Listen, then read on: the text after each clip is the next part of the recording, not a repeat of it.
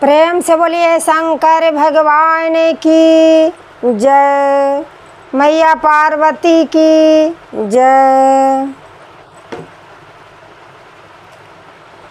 कोहबर घर में गौरा के डोर लागला, कोहबर घर में गौरा के डोर लागला, कोहबर घर में गौरा के डोर लागला।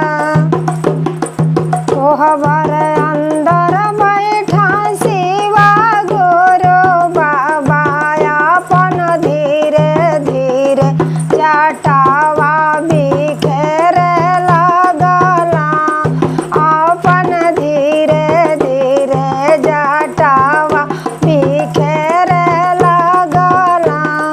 कोहबर घर में गौरा के डोर लागला, कोहबर घर में गौरा के डोर लागला।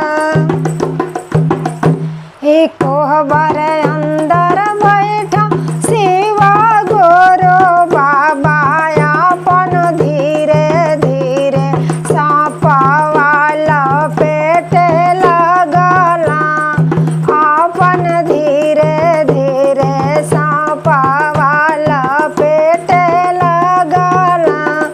कोहबर घर में गौरा के डोर लागला, कोहबर घर में गौरा के डोर लागला।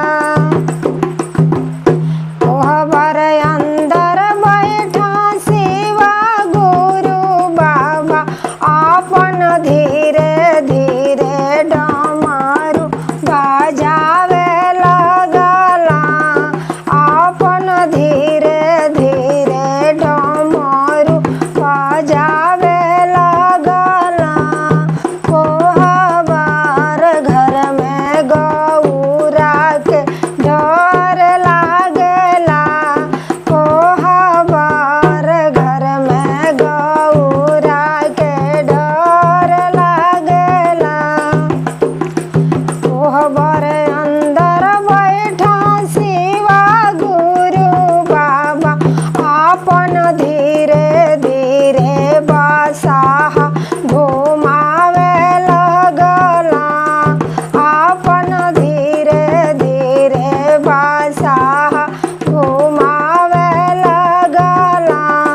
कोहबर घर में गौरा के डोर लागला, कोहबर घर